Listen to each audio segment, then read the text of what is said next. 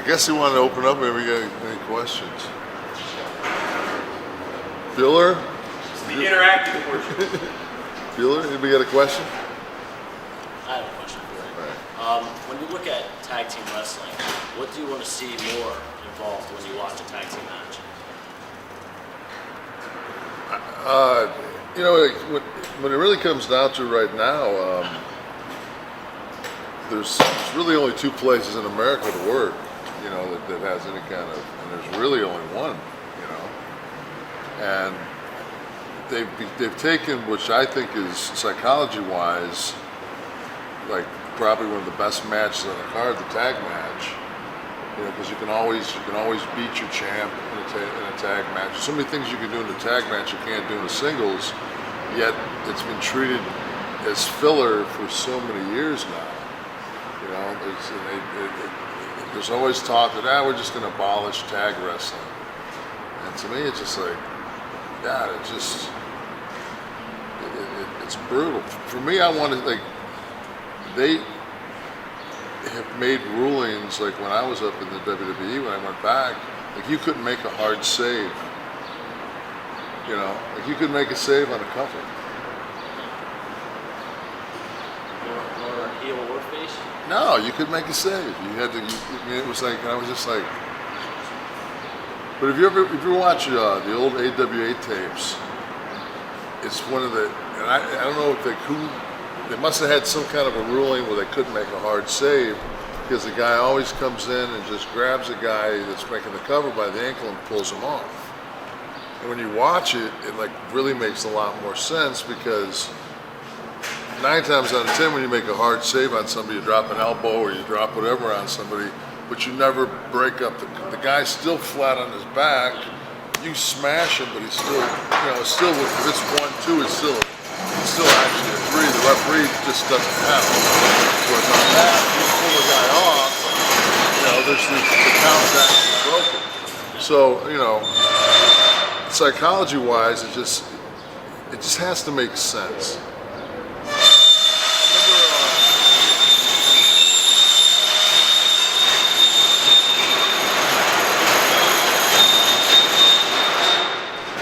But you know, like little things in tag, like if you're a heel tag team, like things that I don't see anymore is everybody does a spot where they stop the baby face in the middle, and they go over and they taunt, you know, the other, you know, they taunt the baby face, and, you know, draws the ref, and the guy pulls them over and they get heat on him.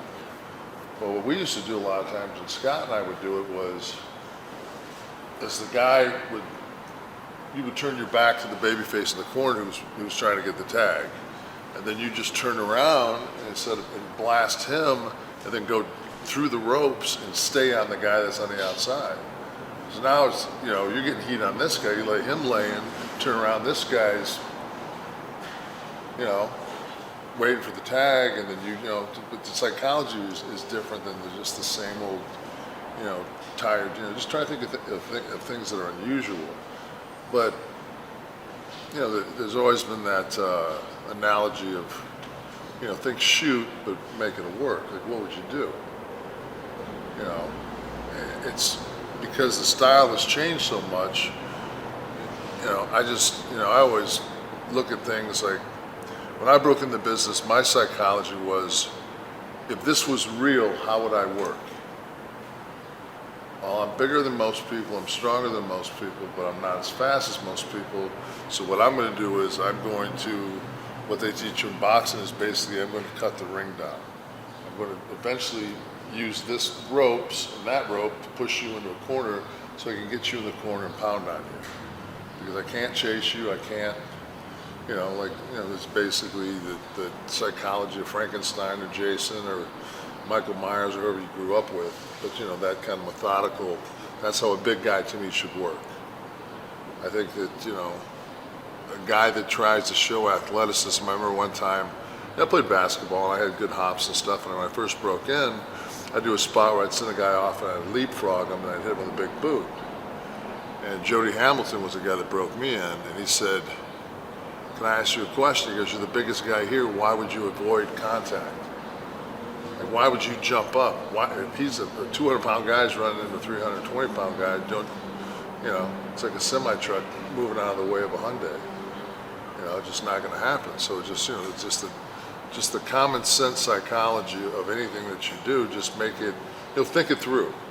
Like, would you really, if you had somebody down in a position where you can win the belts, would you actually go to the top rope and miss a moonsault?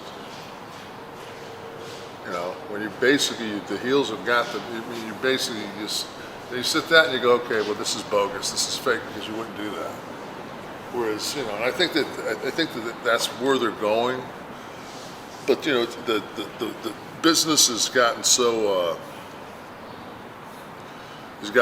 where it's so spotty. Like the business is real spotty, and that's just, it's nobody's fault. It's just, I think it's just the evolution of what's happened. But at the same time, like I can count on like I thought Hogan stole it with Vince. I thought Hogan stole WrestleMania with The Rock. You look at the matches of the guys that actually steal the Manias, it's never the guys that do it. It's always the guys that tell a story. And, I don't know how many of you guys watch WrestleMania, but Shawn Michaels played such a pivotal part in what he did just on facials. Like the story that he told. And of course, you've got to know how to tell that story, and you've got to be able to tell that truck that at this point, make sure you catch my facial because I'm going to be doing this, and you have to tie all those pieces together. And that's the thing is a lot of guys are incredible technicians, but they just haven't learned. I guess the old saying was, "Don't work harder, work smarter." You'll always get, if you go out there and put a bag of puppies in the middle of the ring and set them on fire, you'll get a reaction. If you jump through a plate glass window, you'll get a reaction. I look at like Mick Foley when he took that Beal off the cage. We're pro wrestlers, and what we do, the art of what we do is it's a work. And back when I broke in, you worked 300 days a year, so you sure as hell couldn't take a chance to because there was no guaranteed money.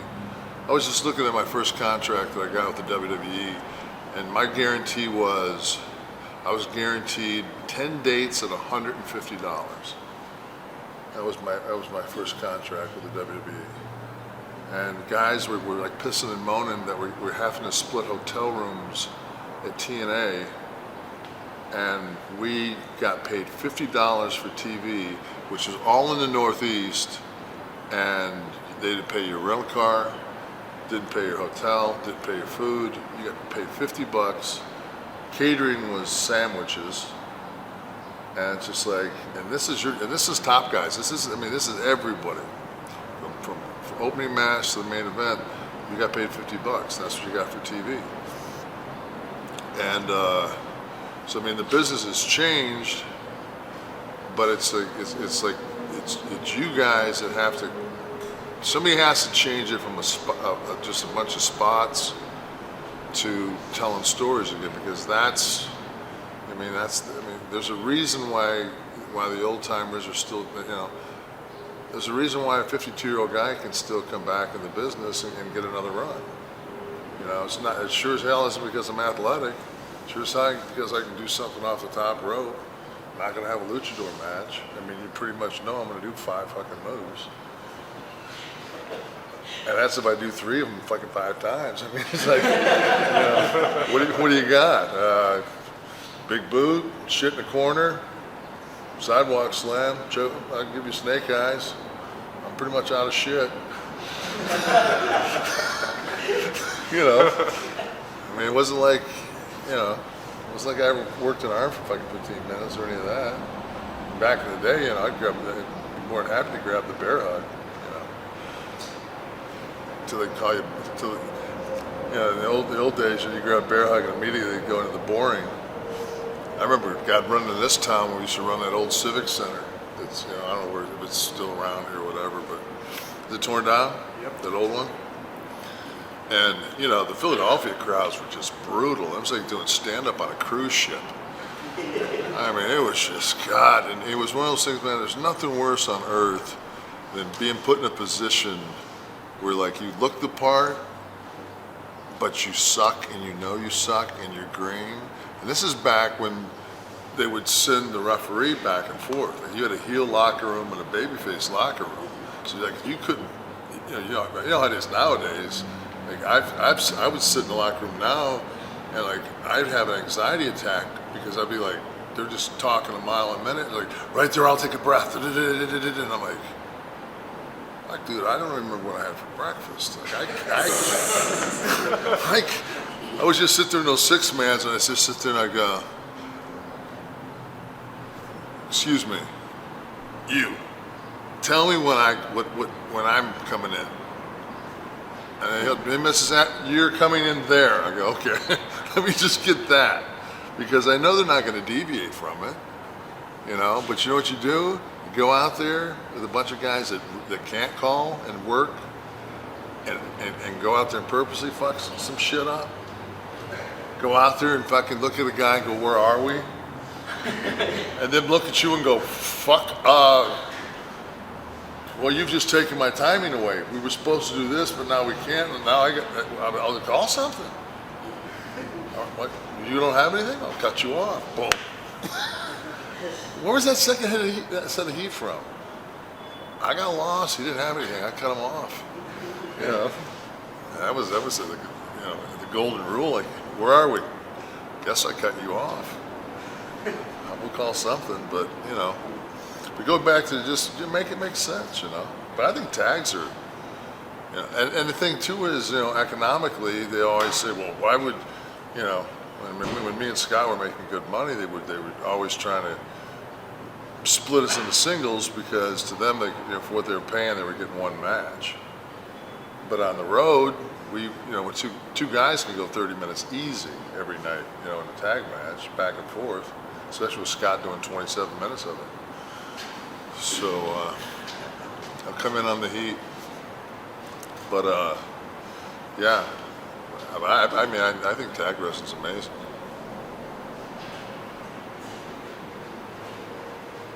Yourself a drum. Anybody else? Yeah. In a sport that is mostly ruled by big men, what's the best way for a guy that doesn't have the height to stand out and actually reach that next plateau, that the next step or so? I think though Shawn Michaels is like 6'1", I think that era of guy, like we were a little bit bigger, like that era of guys like Shawn at 6'1" nobody would sell for him. Like the big guys wouldn't sell for him. I think that's one of the reasons they brought me in to be his bodyguard, is that the guys would sell for me. But then when we switched places and I became the heel working against Shawn or vice versa, I think if you're believable, like, I don't know if you guys ever, when you get old, you start watching like bullshit on TV, like National Geographic and shit like that. Exactly, you know. And I was watching the thing on the Wolverine, you know, on the animal, the Wolverine, and it's just a pissed off little fucking mean. I mean, it's like a Tasmanian devil, and just a little prick is what it is. He just wants to kill and fight everything. And like I watched you work just a little bit when I first came in here. You were in the ring, and you have your. I mean, I can tell. You know, I didn't need anybody to tell me that you're working, that you're getting paid, because you have the ability to shift gears. And that's the whole thing. You know, there's two people in this world. When you actually get in a real fight, there's the guy that you get him down and you're putting the boots to him and he gets underneath the car and says, I've had enough, and you stop, or there's the second guy that breaks his shin trying to kick him underneath the car. You know, the money guy is the second guy. If you can believe, it doesn't matter what your size is, if you can make them believe that if you can clip him from behind, and I used to tell you, there was a lot of guys, it's like, go as hard as you can, as long as you can. Blow yourself up on getting that, but when you change gears, then you grab a hold, you know, and make it an aggressive hold. And that's one thing you guys are like. I mean, you guys all know how to chain wrestle well enough now, and put in enough of the mixed martial arts where a rest hold actually looks like a, you know. And we didn't do any of that. We didn't have arm, you know. We did the old, you know, top wrist and all that bolt. Yeah, we didn't have any of that shit, you know. So it was like, now you know, it's. I mean, it ain't going away. So I mean, it's good to incorporate it, but this still is pro wrestling. No matter what you say, we still get poked in the eyes, get pushed against the ropes, get sent off to the other side, and we come off blinded. You know, why do you do that? That's just because it's pro wrestling. I mean, you know, it's still like there's the rules of pro wrestling. Like, you do that because that's just the pro wrestling part. If anybody ever sent you off the ropes in a fight, there's no way you wouldn't grab them. You would never come off the ropes. You just wouldn't do it. Oh yeah, I have a question. Like you said, I guess your philosophy about like, I don't know, how you've trained and everything, and like how you did matches, you were like as if you were in a real fight or whatever. Like, it's kind of, sometimes like a lot of the stuff that you do in the ring is like a lot different than how it would actually be in an actual fight. It's like, I'm a little confused a little bit, like how would I be able to play that in, kind of? Well, the hardest part in life is if you've never got your ass kicked or been in a fight before. Like that was like when I went back to WWE, not this time but the time before, and they had brought in creative. I said, let me get this right. We're doing a show about sex and violence, and 90% of the guys on the creative team have never been fucked or been in a fight. You know, it's like, and we wonder why we're not drawn. You know, so it's like, you know, you've got to have some life experience of, you know, even if your older brother just held you down and bashed your head on a hardwood floor, just anything where you know what it's like to be in trouble. You know, I remember one time Terry Taylor, you know, and people have a lot of different opinions of him, but there's always guys that, like, he told me, he said, I watched you, he said, can I just give you some advice? And I said, yeah, sure. And he said, I was watching you today when you were in a rear chin.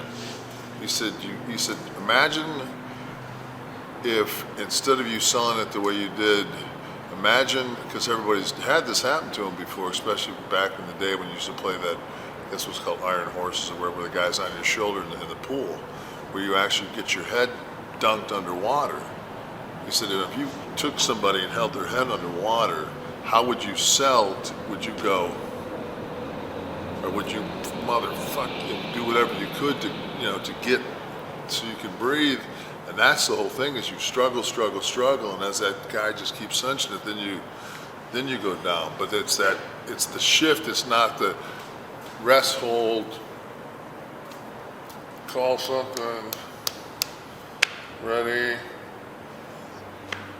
1, 2, 3, come up. Oh, knee to the gut. They call the next spot. They're ready to go. Pick up, duck, whatever. You know, it's not that. It's like if you make that mean something, if you make that minute and a half, which is supposed to be a rest spot, not really be a rest spot because it's not a rest spot, and you make them believe that you're fucking being choked out. Those little things are the difference between. You watch people sit at a wrestling show and they'll be like this. And all of a sudden you'll see two guys that are really, you know, there's no air in between shit they're doing. They're laying their stuff in, and it looks like a fight. It makes sense. It looks like two guys don't like each other. All of a sudden you see people do this. And I mean that's the whole thing. When you're in a ring, whether you're working in front of 20,000 people or working in front of 20 people, start to look around. Like when you're doing something, are they watching you? Are they following you? If he's down, are they following you? Like, do you have the people? Do you have the ability? Like, as soon as you've got to be able to read that. You've got to be. What we do is a work, and there's nothing better in the world than knowing that these 5 things that we're gonna do, at the end of it, I'm gonna tear his head off. When I catch the super kick, spin him, I'm gonna tear his head off. And 20,000 people that are gonna be here at one point will be here a second later. So like you kind of want to make it look like you're really just like throwing down with the guy. It's kind of like you're almost you almost want people to go up and know it's like a whole like it's a show, like kind of keep into like. Yeah, here's a perfect example, all right? There for a while, and especially like in the early 90s, like a lot of matches would start off with that hockey fight thing where one guy would grab one guy would grab the other, and they would just sit there and exchange blows and like do the no-sell thing. And like at the time I had a 3-year-old son that was still, you know, in like a booster seat. And I was putting him in the seat, and he just reached up and fucking hit me in the face. And I was like, motherfucker. He's 3, you know? You get hit in the nose, it's like we can't, where do you go from there? You know what I mean? Where do you go after if I hit you as hard as I could in the corner with 10 punches, and you haven't sold anything yet, at that point it's just like, all right, I'm teeing you off, I'm kicking you in the balls. Because obviously I'm not going to knock you out. And then on top of that, now I'm going to beat you with a small package? Yeah, no, I mean, like, does it actually takes only like 8 pounds of pressure to break the nose? And I mean, if you didn't sell out the head, it's just kind of, Yeah. it's like it just. And you get hit in the nose, your eyes water. I don't know anybody. I mean, I know guys that are like are great fighters and used to getting boxers are used to getting popped in the face. I mean, it's just part of the deal. Same with the MMA guys, but it's just still, somebody breaks your nose, I mean, it's not like you just go, that didn't hurt. See these guys that's why these MMA guys, a good MMA guy is like 11-9. If you fight for a living, you get your ass kicked. I love these guys say, I've never had my ass kicked. I'm like, how many times have you fought? Well, 1. Oh, good for you. I'd keep it at that. If you ain't had your ass kicked, you definitely don't know what you do. It's gonna be hard to sell in here if you ain't had your ass kicked. There's nothing worse than getting rocked by a guy in a bar and fucking having to hook onto him and hold on to him and try to clear your head because if he gets fucking loose, he's gonna choke you out. And there's nothing worse than going down unconscious and letting somebody put the boots to you. It's a nice medical bill.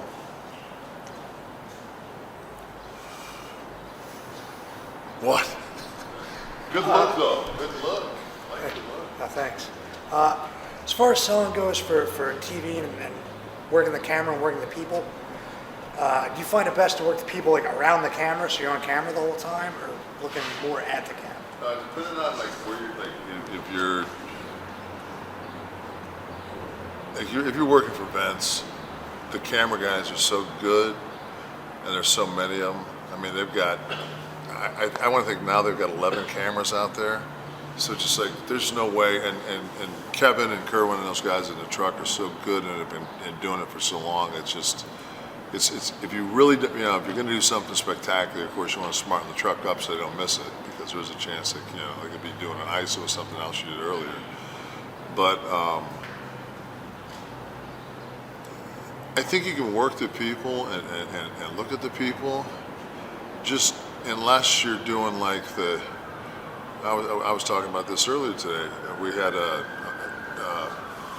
deal where Scott and I were doing a run-in, and Hogan was in the ring. People, people say Hulk Hogan, he can't work a leg, and I'm one of those people like, I don't know, man. If I had to pick somebody to work with 100 nights in a row, it'd be him, because I know I'm going to go to the gym the next day, and ain't one thing going to be hurting on me. And that's kind of what the business is like, And I mean, I love Bill Goldberg to death, but fuck a 10-day run with him.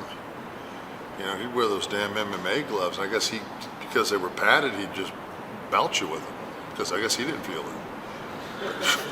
I'd be like, dude, uncle, potato. But Hulk did the thing where they made he had really got some heat on Luger, and Luger made the blind tag behind him, and then the Giant came in, and Hulk was doing his shtick to the to 2/3 of the crowd. The Giant that came in was standing right behind Hulk, And we're sitting there at the monitor, you know, me and Scott were like, fuck, dude, turn around, you're losing them. You're gonna lose the people. And the people just kept getting louder and louder.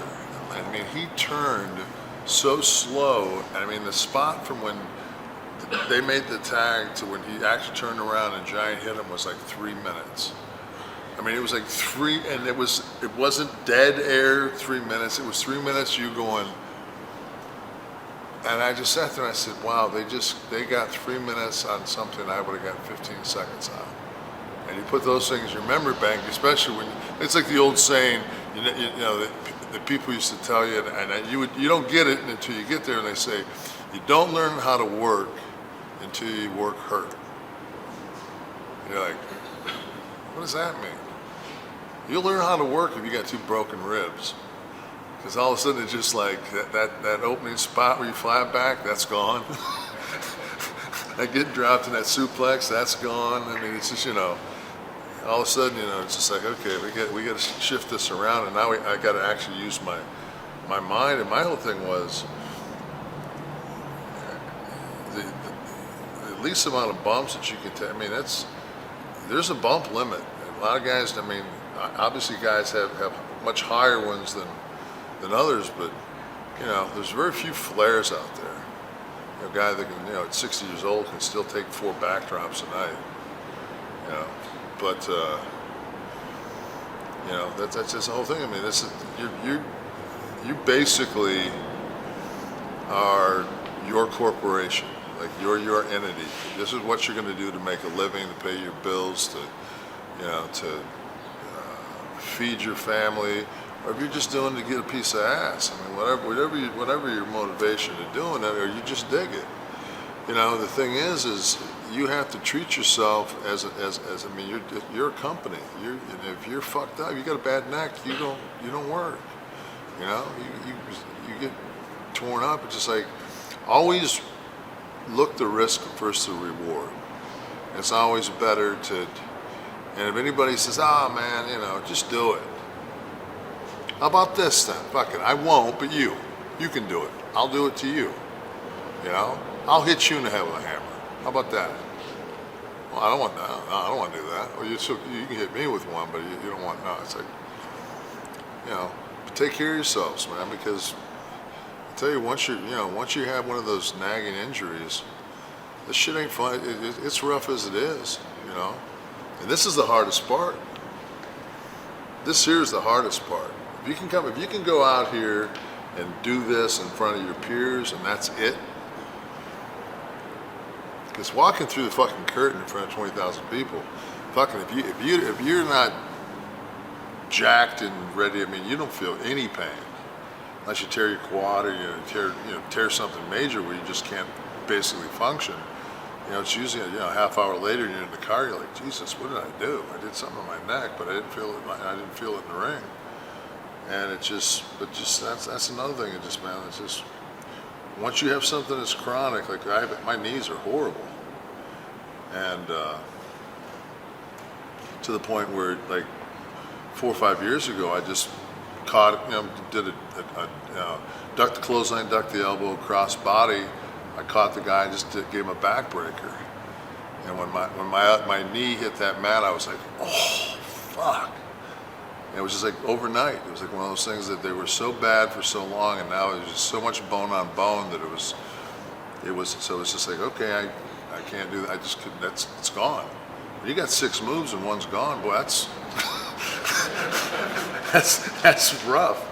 But, you know, you have to adapt. But no, just like I said, you guys just and take care of each other, man. That's another thing, you know. Just don't be selfish. You know, don't. If a guy, look out for each other. If a guy's wanting to do something stupid, you know, and you don't, and you'll figure it out that where you need stuff and where you don't need stuff. I mean, if you're in a table, ladders, and chairs match, you know, that's one of those matches where you just know, hey, you know, I'm gonna leave some of my career out there tonight, and that's just, you know. But do you really want to get slammed into a bunch of thumbtacks in front of 20 people? My call is no. I don't particularly. You know, I don't know where those thumbtacks have been. I sure as hell don't want to have tetanus or get a staph infection or something like that for, you know, a $100 payday. So, you know, I always risk those. I mean, it's just like, I watch those matches and I cringe because I know I got to go out next, and they never sweep all those pricks up, you know. So it's just, just like, man, I don't want any of those. I'm gonna get some. I don't want any, but yeah. And right in the beginning, it's right here. But what up, man? You were late. Oh, the hooker. What is your advice if you do get hurt during a match? What like if you tear a quad or? I mean, you know, I told my quad, just like, I tried to get up, like, you know, you know. I mean, if you get dropped on your head and you can't feel anything below your chin, I pretty much tell somebody, don't fucking touch me. You know, I've done that many times. You know, when you get a stinger. Like I used to do a spot with Scott when we were working for Vince the first run when he was Raised and I was Diesel, and we were in the Garden, and it was just a simple spot where he'd cut me off and he'd blast me. I'd come through the second, third, but I'd land on the apron, and then he'd go to get me off with a knee, like he was going to go to get me off the knee, and I would just cut him off. Like I was laying on the apron, I'd reach in and cut him off through the ropes, just stagger him back, and I'd come and put my head like through like I was coming in. He would just come up and do that like mule kick, and he kicked me so hard. I mean, it was just like he kicked me. And the minute he did, it was like from here to here was gone. And everybody gets stingers. I mean, we've all had them. But I went outside, walked around. He came outside, and I looked at him, and I was just like, dude, I got a stinger. I said, give me the steps. And break the count. So he gave me the steps. He went back in. He came back out. He looked at me and said, dude, I said, I'm fucked. I said, we're gonna have to do a DQ. I said, okay, I'm done. And you know, and I never got it checked. Went to a chiropractor and had him jack my neck around the next day. Got dropped out of Montreal the next night, and then we're in Worcester. 4 years later, Scott once again hits me with a belt and knocks me unconscious. I wake up in the Worcester emergency room in a neck brace. I'm like, all right, everything's working. I'm like, what happened? Scott hit you pretty hard in the back of the head with a belt. I was like, oh. So go in, get an MRI done. The guy says to me, when did you break your neck? I said, what do you mean? He goes, yeah. He said, your 6 and 7 are both broken. And I said, now? He goes, no, they're healed. He said, but you had breaks clear through he said, your 6 and 7 are already starting to fuse because you tore all the discing in between.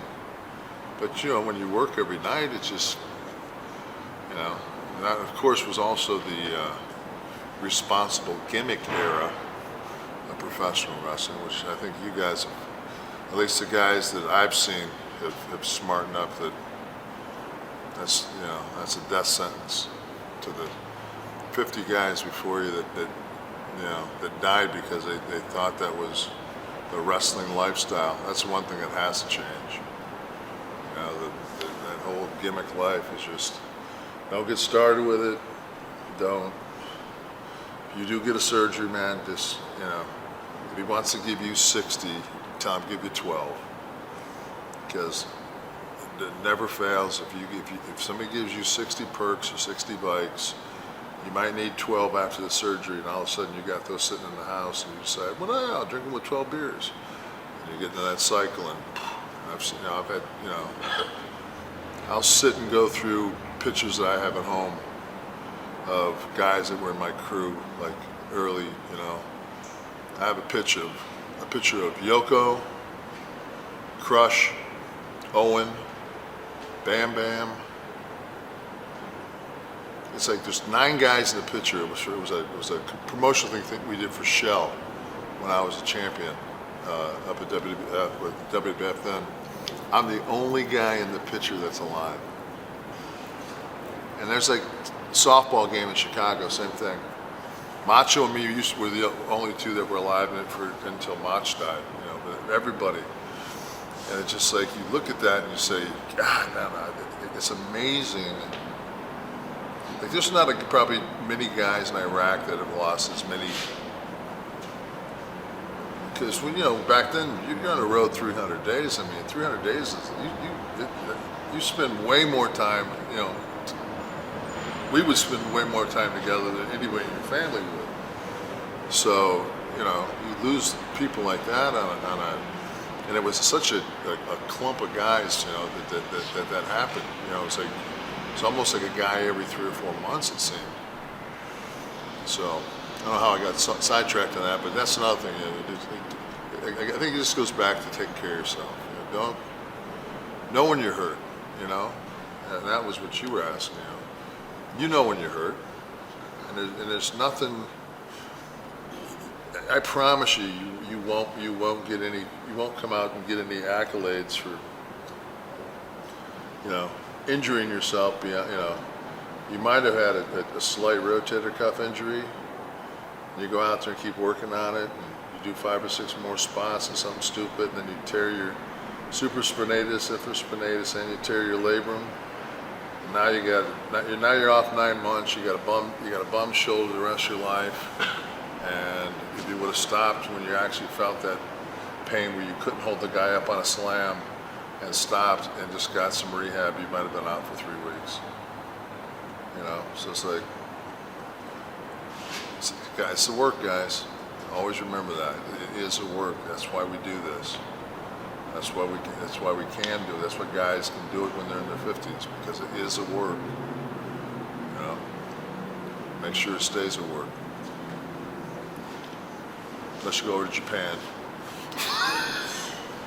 Super strong. They're the lightest guys you'll ever meet. Wouldn't you agree, Sammy? They feel nothing. They look like they're killing you. Except for some things, obviously. Yeah. Chops and shit, you know. You're fucked. I used to love that over there because it was like, oh, clothesline you clothesline, no one goes down. Okay, I like that. Yep. I come off real Yep. big boot, you no sell. You big no, you no. Like, okay, we're 8 minutes in, nobody's taking a bump yet. I think in 3 weeks when we were over there, I took like 5 bumps Yeah. the whole tour. That's great. Most of them were from Sammy anyway. Yeah, I just, you know, God bless you guys. I think it's such a good place to learn. You know, and the culture's so cool. It's, you know, I think, yeah, I know, but I mean, think about it though, man. Like, you know, I mean, you know, Sleeping in a bus sucks. yeah, sleeping on one of those ferries like the Okinawa on those mats. That's always a nice one. But I think everybody that gets a chance to go over there for a while, I don't know about being in somebody's dojo and washing the top guys' backs like they used to, but I mean, you know, I think that's a great experience over there. I have a question for you, Kevin. How do you become a draw? How do you make money in this business? Because I think the reason I ask is right now, obviously I run a company, a large independent promotion, and nobody in this business is making money but Vince. Right. And I don't know, when I first broke in, obviously there was a boom, and, you know, there's a lot of money. I don't know why it's down, because there's so many avenues, there's so many companies and so many places to make money now. Why is it guys are not making money and companies are not making money? I mean, how does Kid Osborne there become the next big thing? Is it just? I think that, you know, I mean, it's a simple psychology of a guy that draws money. Chicks gotta want to fuck them. Guys have to want to be them. Like, those are the two intangibles that most guys that, like, a guy sits in the crowd and goes, I'll trade places with that dude, and his girlfriend's going, I would so trade with. I would so trade this motherfucker for that dude. And that's like that's a key thing. And you don't have to be the prettiest dude on earth. It's just like it's finding that charisma. It's always, I've always said, like, when you find a gimmick, the guys are always looking to find a gimmick. And it's just like, the closer you can be to who you comfortably are in your skin, like, because one day you're gonna have diarrhea, one day you're gonna have 105-degree temperature, and if you're so far from who you are as a human being, like you on a daily basis, I play me and learn in life. Just don't flex, don't do any of this shit, because sooner or later, if your gimmick's your body, sooner or later your body's going to be gone, and now you don't have a gimmick. So it's like, if you're sarcastic, be sarcastic. If you're a prick, be a prick. Like, the closer you can be to what you are. And you know what? If you're a nice guy, be a nice guy, because there ain't many of them left. I mean, you're a babyface, right? Yeah. I mean, so it's just like, you're a good-looking kid. No, you're a good-looking kid. You're a good-looking kid. I mean, I don't want to see you in 3 fucking years and look like fucking the sheet got a hold of your fucking forehead. I mean, that's that. I see that all the time. I see I'm like, who the fuck broke you? And I saw you 2 years ago. You were a good-looking guy. Now you look like Frankenstein. I mean, I'm like the smallest guy in his company. I am the smallest guy. Should be easy to get heat on. And it's really easy. I'm pretty much like his jobber, actually. But you shift gears. Yeah, but my question is, I'm not really into the whole doing flips and doing a million moves just to get over. But being a smaller guy, it's like almost expected. And I don't really know how to, especially in Philly, how to get over with this crowd, like to the point where, say, this guy is, and he's extremely over. And I don't really want to do a million flips to get over. I'm going to get my character up and have them fall in love with it. Right. But he didn't do. I came in and he was working today, and he was working with you, right? And he didn't do any flips. But the one thing that caught my eye was he kicked him in the leg and then didn't send him off the ropes. Grabbed like he was going to, you did something and reversed it, and then you immediately went back. He stopped your foot, you went back and immediately sold your foot. So everything that you guys did, and I mean, I'm talking to somebody and just watching this out of the corner of my eye, but I know you work, and I know you I mean, you guys get it. You know what I mean? And so and that's just like, out of the corner of my eye, but you were, like, you're real crisp. Everything you do is crisp. So I knew that, I can tell you can work. And then when he said, that you're on your way up, I said, well, it doesn't take much to fucking, to be around this business for a while. And, one thing we don't have is, it's not like you guys are out there in the ring and there's a guy with a fucking radar gun going 103, 101, 103. We don't have that. We don't hit curveballs. It's like at the end of the week, you don't have 4 dingers. I mean, what we do is we're workers. So, I mean, yeah, but you definitely, I mean, you stand out. You have a distinct look. I'll remember you. If I see you in 5 years and you look like that, you'll say, "Do you remember me?" I'll say, "Yeah." I'll remember where I met you at, because you have a distinct look, and that's important in what we do, because when right now I look at WWE, and I don't know if it's a Hollister or Abercrombie Finch calendar with a bunch of tats. It looks like a bunch of swimmers with like prison tattoos, not even good tattoos. Yeah, it's just right. So now, I mean, and then like like Punk cut his hair. I'm like, why did you cut your hair? Like you kind of had that thing going. I actually liked him as a blonde, but you know, but like that's why you'll go there and you'll immediately be different. You know, you could feud with him on just the fact that you're not straight edged. You're on the other side of the deal. You know, because you look like that. You look like you might be a little bit of a party guy. You know, it's almost like fucking, you know, you fell off the fucking Pearl Jam tour bus and never got back on. Dudes, come back. No, I'm staying here. No, but, yeah, I mean, it's... Chick, do you get pussy? Yeah? All right. Well, if you do, then I want to be you, so you're going to make it. You're going to make it.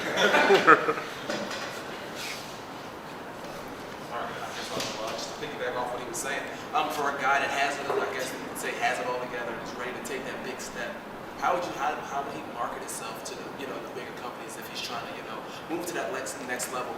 How would you suggest he goes about getting that package together so that he stands out? Because it's not just necessarily always about The one thing that I've seen this so many times, and it absolutely breaks your heart.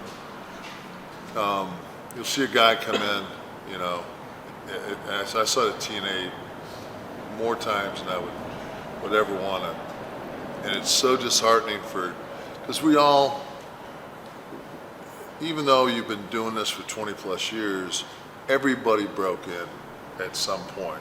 Everybody walked in that locker room as the green guy with all the established guys when you finally make it to the bigs.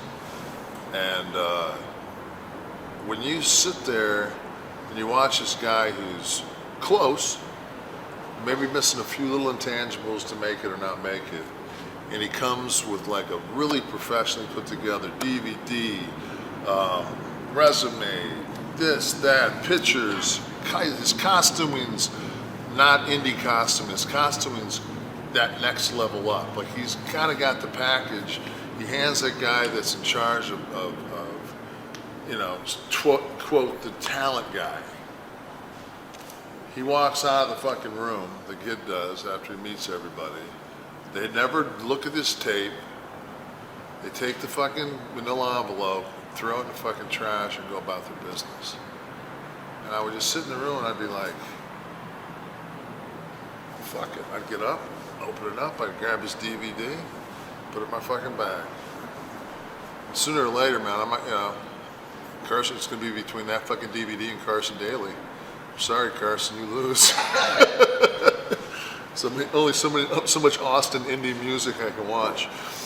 And there's a couple of guys, like I remember Samoa Joe, like I watched, somebody had burnt a DVD of Joe's matches, I think they were Ring of Honor matches with Punk. He had like a three match thing. And I was just like, when he came out, I went, because people were saying, this guy's money. I'm like, and I watched him, I was just like, fuck. But you would never, if he would have walked into a room, I would have went, trash. Can't tell just by No, as I said, you got, and that's the whole thing. It's like you're saying, how do I, you gotta stay, like somebody said Finley likes you, right? I mean, that's you're a worker's worker then, because that's, you've already got somebody like Fit in your corner, so just a matter of time that, you had some darks up there already? Yeah, once. Who'd you work? It wasn't dark, so it was like a workout. Oh, the workouts? Do you have a DVD? Tons of them. I can put it in Paul's hands. That'd be amazing. I mean, that's kind of, if you want to know how you break in, that's pretty much how you break in, you get a fucking break. The Road Warriors left and went to WWE, and they wanted to replace the Road Warriors, and they picked two green guys. Like that was going to work. Gave me a mohawk, but right place, right time, and I was 6'10", 6'11", 350 pounds, and gas to the fucking gills. And I just, couldn't work a fucking lick. All they were looking for was somebody just to have that look. So I broke in the business. How do you like my end of the coin is a little bit different because I've been doing this for a long time, but like, all right, like I've done tons of those darks and TVs, and you show up you sit there and you do nothing, you go out and you work out or try out seminars down in Florida or in Ohio. And they always say the same thing to me, and then when I give them an answer, they go, well, you look like shit, or they'll come up with an excuse, and like it gets, I think the point is it gets frustrating, because like now, like a lot of people, like Sammy's pretty over right now. People that work for me have gotten opportunities because Sammy's put his name on it. Is that pretty much how you say the whole business has worked throughout your career? Because I get about 15 to 20 emails a day, just guys here. Most of them, like, I'll watch them, but like I'll get to the point where it's like I'll look at their pictures and I'll be like, this guy doesn't look like a wrestler. This guy, like, I would not put this guy in a ring. You know what I'm saying? Let alone spend 20 Let alone like some of these guys. It's like Laurinaitis. I've talked to him a bazillion times throughout my career. He'll tell you the same thing. Tell me I can make you money. I can tell you I can make you money. All right. I know that. I know the right answer to that. That's what he always tells me. And then I'll be like, just give me a job. And he always seems to find an excuse not to come down there. Or like Sammy, like I can't believe they haven't called him back because like I heard all the good things. And like people were like, hey, he killed it in promos, he did this. Why is it 2 months later and you don't hear anything? You know what I mean? You start to wonder like, well, did I fuck up? Or same thing goes on the indies where like... I think the number one thing I think is like, have you ever had a big dog and you take it out and it shits in your yard and you don't pick it up? Yeah. Right? So the next day you go out there, I live in Florida, man, so that next day, man, that fucking heat's on that turd. I mean, it smells like shit. But after 2 or 3 weeks, it gets that crust over it. It don't stink no more. Sometimes you gotta fucking go over and kick that fucking turd and break that fucking crust, make that shit stink again. That's what you gotta do. I mean, that's my analogy. I mean, sooner or later they're gonna have to go out there and fucking they're gonna have to pick the fucking thing up, you know? So it's just like the extension on this question, and what I think I'm asking is like a guy like Sammy or like myself, where a bunch of other guys that work for me like could be on that cusp to get to that next level and make more money and go more places. And obviously I own a company, I'm in a different position, right. And I'm trying to take my company to that next level and get there and yada yada yada. But it's like, how do you get to the right person? Like, say we'll just say hypothetically, like okay, me and you are cool. You think I can work, or you think Sammy can work, or Kid Osborne there who's good looking and can pull a lot of chicks. Like, how do you get that opportunity? Because I've been wrestling for 11 years, and I've literally watched guys come in there that have talent out the ass, and then just blow them over. Like Danielson, they've hired him 3 times, and now he's one of their top guys. Punk, there's other indie guys that are in developmental now. I think didn't they just bring Claudio up like to SmackDown? Like that guy, he's been hired 3 or 4 times, and it's like they get hired and they get fired, and it's like, well, who do you got to talk to fucking get a job or just get seen? Yeah, because then you have the situation where even when you get you can take me for instance. I was supposed to work Punk, but then I had they find out, well, you're on Plavix. Why are you on Plavix? I said, well, my dad died of a heart attack at 36 years old. Well, you can't be on Plavix. It's a blood thinner. Well, yeah, but you jack these fucking guys with Toradol every day. It's a blood thinner. It's different. It's an anti-inflammatory, but it's a blood thinner. So so why is it that, and they don't do that anymore, but it's like it's everything else. It's just like now it's time for me to have a match, and I'm supposed to have it in a Survivor Series against Triple H. Well, The Rock's coming back. Let's save it. Let's save it for the next pay-per-view. Fucking, I'm not paying attention. I live day to day. Whatever the next pay-per-view is, fine. I'll be there. and it's table, ladders, and chairs. I'm like, what the fuck? Why would you book me in that? And then on top of that, not only book me in that, paint me in a fucking corner and put me in a fucking ladder match. Like, why? I mean, what? You're 52 years old. You've never had a ladder match. You're beat to fuck, and it's like it's the perfect storm for failure.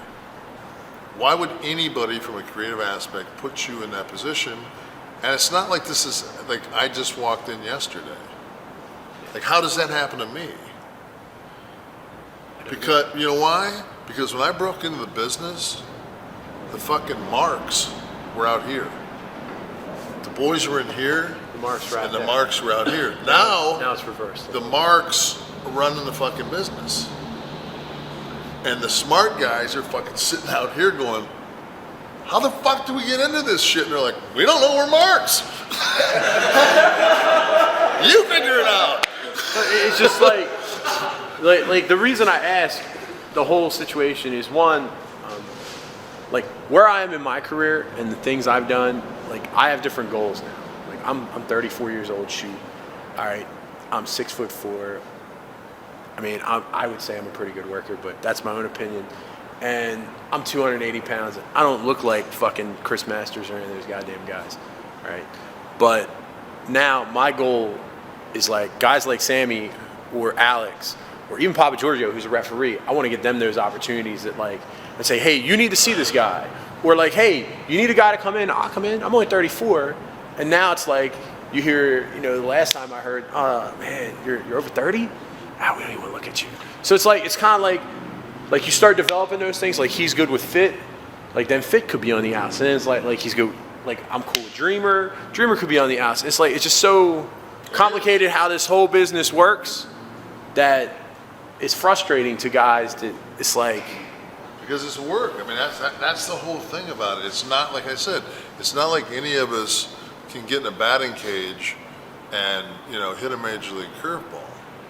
You know, it's like, it's true. Like, and you're only, you could be great. You could be absolutely the best hand that's ever been in there, and they could put you in a dark match with somebody that just blows. And it's true. You have no chemistry, you have no timing with a guy, you've never touched him before, and you're not going to have a probably a good match unless you just are smart enough to go, well, I know this guy's on their roster, but I'm not going to look bad, so I might as well stiff him. You know what I mean? Like almost to that. You're like, what do you do? What do you do? And you're a minute into it. You're a minute into it. You know you're stinking the joint up, and it's just like, I got to shift gears here, and nobody's taught how to work without a net anymore. So it's like if you go off script, that guy's going to be completely lost, which is going to be more of a clusterfuck. And now there's your one chance, fuck, because they put you against the wrong guy. You know? And now it's cyclic. Now you go to the back of the, you know, so it's just like it's such a, that's what when people ask me, I said, what's the number one thing that you know, would tell somebody that wants to be a professional wrestler? Please get an education. You know? If you're 18 years old, you can just go get an associate's degree. Do something. You can do that and wrestle on the weekends. But it's like, don't count on this. Don't you know?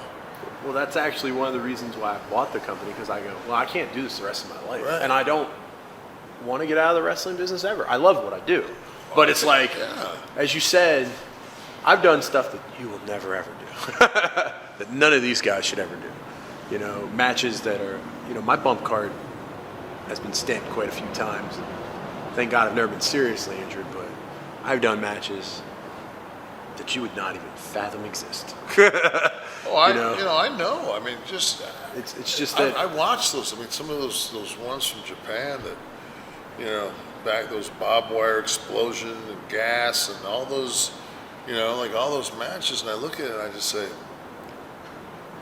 you know, thank God I was 6'10", because if I had to break in and go through all that shit, I would have told them, fuck you. I would have. I'd just flat out, fuck you, I ain't doing it. I mean, it's just, I don't know. I watched this as a kid. You know, I was like everybody else. I said, you know, I watched it as a kid. I got away with it. I came back from playing basketball overseas, and we went down to Joe Louis, and I watched Hulk come down the aisle, and fucking that place lit up, man. It, you know, this is, you know, like '86ish, you know, and I said, fuck, I got goosebumps. And I was watching it on those Saturday night things. Or the Friday night, whatever they had. Remember they had like the NBC specials back then. It was a big, you know, it was a big deal because they take Saturday Night Live away and put wrestling on. But actually, Saturday Night Live had somebody you could actually name on their cast. And it was like when I watched him come down, then I watched him get in the ring, and I watched like how little he did. And I knew with even a bad wheel, I said, shit, I can do that. Now the thing was for me was now I got to find somebody to teach me how to do this. So I got long, you know, dark hair. I'm a big jacked up dude. I'm getting ass wherever I mean, I don't have a problem getting ass. And you walk in someplace and you know that there's 50 spots basically in the world. And you walk into a locker room and you ask the guys, hey, would you help me? They all go, fuck you. Ain't no way we're smartening you up because you're bigger than you're the biggest guy. You're gonna take my and job. you're not ugly and you're smart. You can talk and no, I'm not gonna help you. Fuck you. And that's another thing. You have that. I really like. I've had the privilege in my life to become really good friends with Paul, with Triple H, and he's an old school guy. You know, he was broken by Kowalski, and his philosophy is that of that storytelling. I mean, you see what he did with Taker. I mean, that's, you know, he works that, and you know, to me, it's just like it's sad when three guys can walk up a ramp and they can say it's an end of an era, and it actually is. Why? Why is it an end of an era? Why is it, if you want to know how to be different, learn that fucking style. Bring back that era. Why is it such a big deal that era's over with if the fucking flip-flopping, Chinese fire drill, fucking chain wrestling, if that's fucking what the deal is, you got that, you got plenty of that, so fucking, you know? Right, but why do the Stones still do stadium fucking sellout business, and fucking Jagger's like 68 and Keith Richards been dead for 12 years and just said no. I mean, why? You know? It's one of those things. It's just like there's certain shit in life that just me. I'm like an old school guy, and my son's 15 years old. He listens to all that fucking screamo, fucking, and I'm like, he's like, listen to the fucking lyrics. I'm like, I'm definitely at the point where fucking, I'm 52. This ain't working for me. But I'll listen to like Cannibal Corpse or something like that. If I don't have to listen to the vocals, and I just can listen like to the bass player, the guitar guy, and just listen to that, it's like fuck that's music. But you just don't have anybody fucking sing, so you got some guy in the back that sounds like me fucking choking down a fucking piece of meat. You know, but I mean that's, you know, it's like that whole era, like the end of the era, like, you know, rock and roll's dead. Fucking, you know, Foo Fighters, you know, it's just, there's always that one band that, you know, that still puts out, you know, they go in his garage and fucking record everything old school, and they put out, and they fucking, you know. So there's a reason why it's an end of an era, you know, because obviously that was the shit, and the closer you guys can get back to working those kind of matches where the psychology and the sell and the story is the foundation, and your guys' incredible athleticism is the brush strokes. It's like anything else. Like when Picasso got a fucking would put himself in front of a blank canvas, he had to have a concept of what he wanted to paint. That's your psychology. People will always ask me, watch my match. I'll say, all right. So I'll go and I'll sit there behind the curtain like, you know, we all do. God forbid if anybody would see any more of you than this. You know, so we're sitting back there, we're watching the match. And they come back, they'd say, what'd you think? I said, well, what story were you telling me? What? What story were you telling me? What was the story? That you're not a better wrestler than he is, so you have to cheat. I mean, like, what, just simple psychology, what is it, you know? Or you're just a bad guy, but you're actually more talented than anybody else, but you're just a loose cannon, you completely make mistakes. What is it? What story are you telling me? And that's the whole thing. It's like, if the basis of what you're doing isn't about, this is the story, like, it's real basic for me.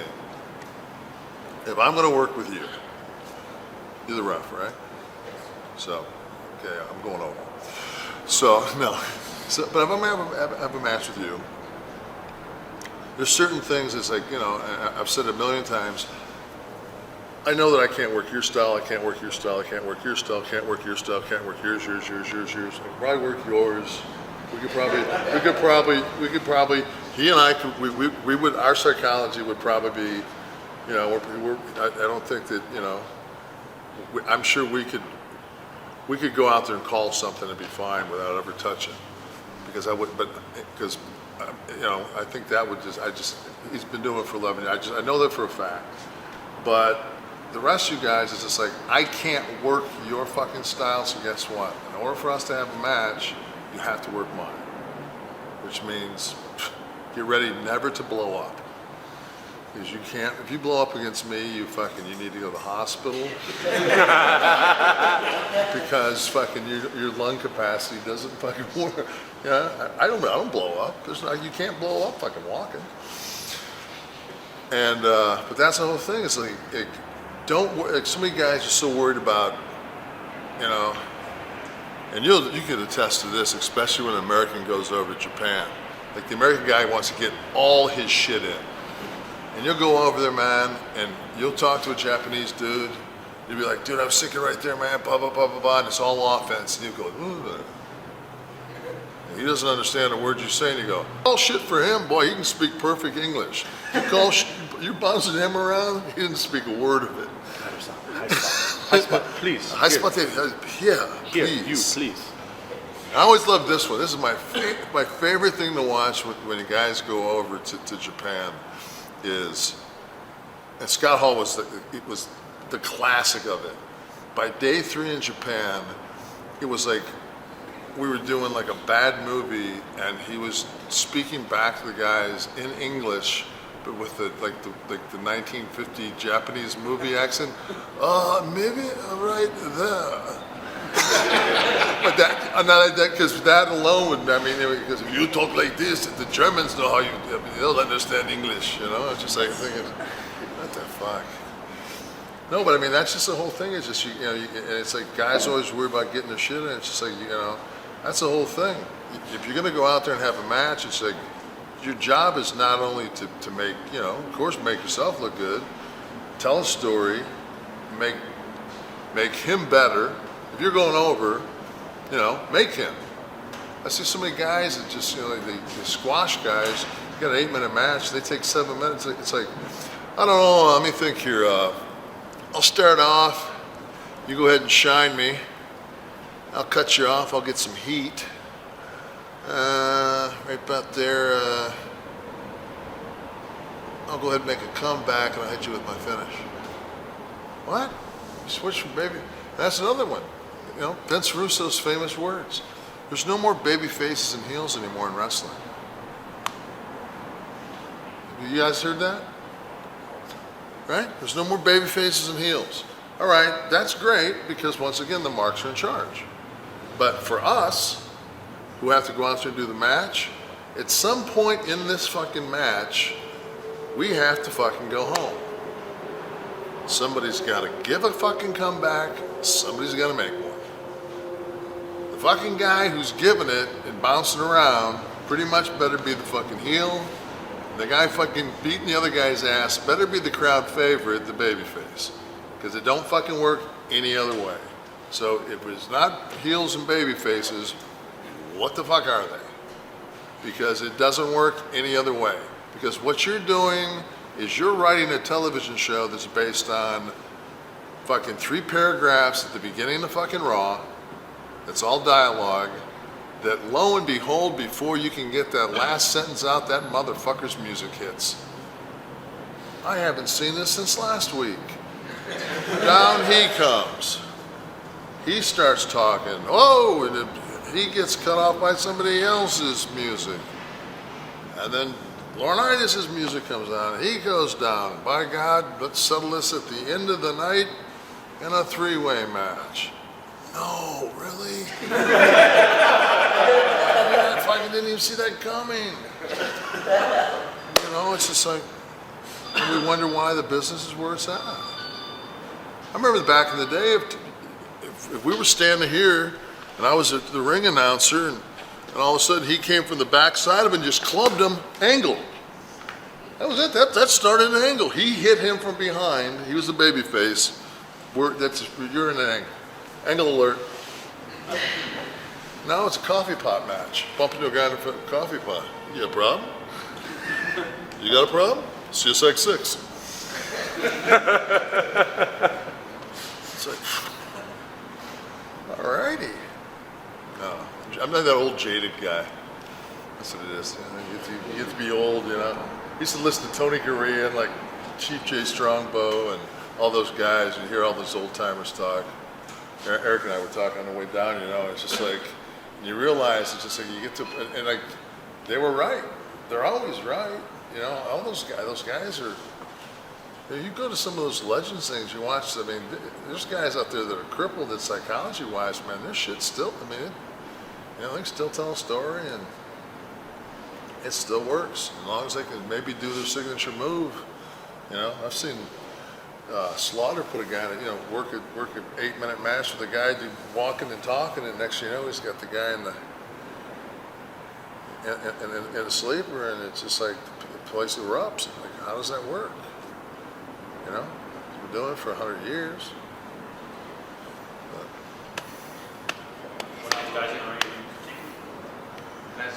Just a quick question, just to piggyback off what you were just saying.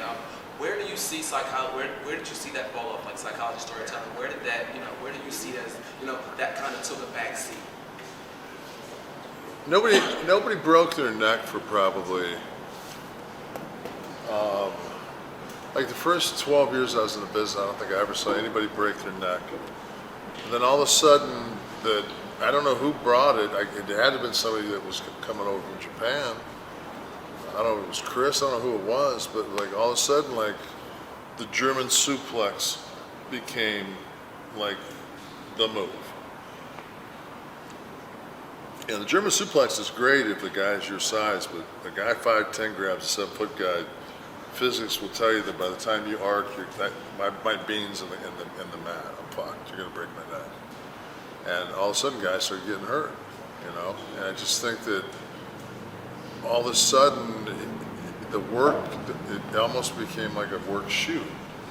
You know, like the shit hurt. You were taking shit on a nightly basis that hurt. Whereas before, you know, just like, guy grab a headlock and lean into the guy and he'd pick you up and turn you and lay you as flat as you possibly could. Where now the guys are taking a single leg and spinning you and, you know, dropping you on one shoulder and with force, you know. It's not like you're taking care of each other anymore. It's just like, you know, I'm just going to get over it at anybody's expense. I think that was the start of it. It was just like, you know, and they oversaturated the market. Hell, I think when I was at WCW, I think we did 3 hours of Nitro, 2 hours of Thunder, and a syndicated show, and then a Saturday night 2 hours. We were doing 10, almost. I think at one point I think we were doing 9 hours of live original broadcasting a week that was pro wrestling. I mean, how many stories can you continue? I mean, that's, you know. How many stories can you tell for that long? So now it becomes just matches, and then it becomes the cruiserweight guys came in at the beginning, and then they realized that they could use the cruiserweights as a car crash, talk about the main event stuff through their match, but still give them something that was exciting to watch to build that first hour. And then all of a sudden it was just like, you know, that became a style. And then those guys became, like, when Eddie and Chris and those guys went up to New York, you know, they became like the headline guys, then that style became the style. But if you watch Eddie and Chris, that style's completely different. It has the basis of the style now, but watch old Eddie tapes, watch, you know, Chris's tapes, especially watch them if they ever worked against each other, because you never saw Chris go off the top and drop that head and not sell it. You know, it always hurt him. He'd always drag himself. I mean, it was those little attention, you know, to detail things that those guys did that always made the difference between, you know, a double knock. I tell guys this all the time. Try this one fucking time in a match. Do something that leads to a double knockout. Don't either fucking one of you move a fucking muscle to the count of 9. I guarantee you'll have them. Don't fucking, because the crowd's quiet at 5, start fucking rummaging around. And then when you fucking do have them, that one fucking guy moves, the other guy still doesn't move. And slowly fucking have that fucking heel crawl over on that baby face. Throw that arm over, have that fucking ref slide in. 1, 2, boom. Not today, motherfucker, and you've got him. And it's just like, but you never give, you got, the thing right now is it's like fucking, it's watching, it's like if you were to have a blender in front of you like this, and this is the match. And like, okay, start the blender, and I'm gonna pour some fucking milk and some water, and now I'm gonna start throwing shit in. What was that? Was that a blueberry? Was that, I don't even know what the fuck that is. It's because it's already doing this in there, and it's like, but if you turn that motherfucker off every once in a while, and let me kind of catch my breath and kind of take in what you're doing, and have a story that smarten the announce team up to, that while you're down, they can tell me the story you're trying to tell. They can give me the backstory of where the last 3 weeks have been, in case I haven't. But you can't fucking do that if you're calling a match. If you're making me call fucking spot after spot after spot after spot after spot after spot after spot, I can, as a commentator, you know, I can't tell a story. I can only call action. It's like, that's why you watch football. It's like the insight's always, it's never during a play.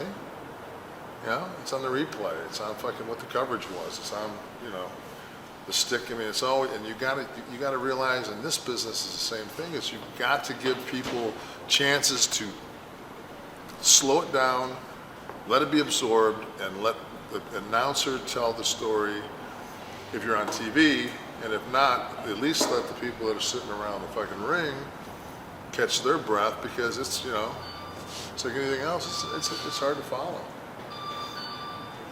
We gonna get in the ring? Yeah. I'm not.